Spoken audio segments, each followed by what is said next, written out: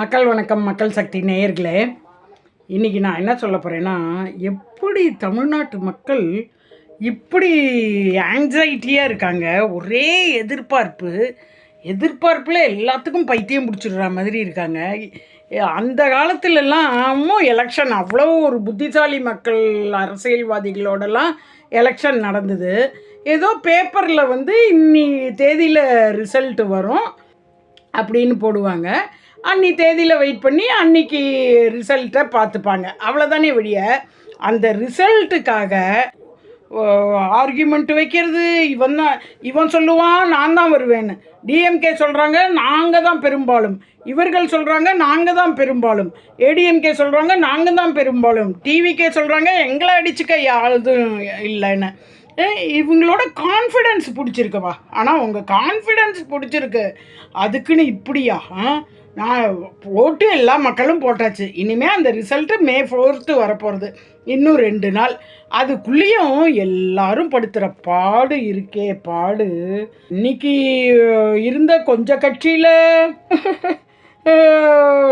புத்திசாலி கட்சியில் இருந்த போதே நல்ல காலம் போயிட்டு இருந்தது.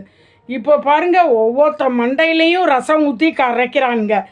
May 4th என்ன ஆகும், May 4th என்ன ஆகும், என்ன ஆகும். May 4th வரும்.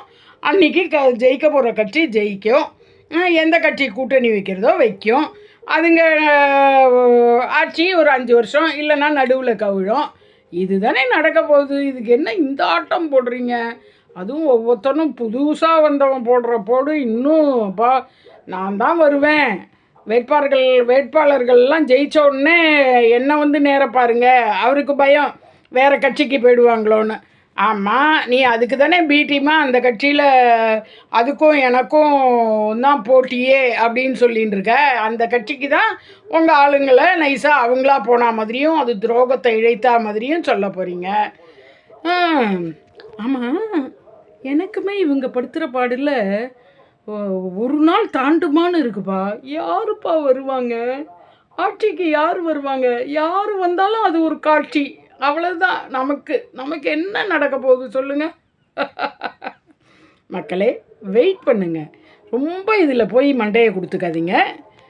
May 4th பார்ப்போம். உங்கள்கிட்ட கேட்குறது ஒரே ஒரு விஷயந்தான்.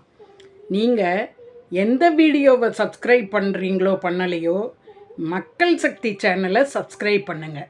உங்கள் வாழ்நாளில் ஒரு நல்ல புஸ்தகத்தை படிக்கிற மாதிரி இந்த சேனலில் உங்களுக்கு நல்ல விஷயங்கள் தான் புகுட்டப்படும்.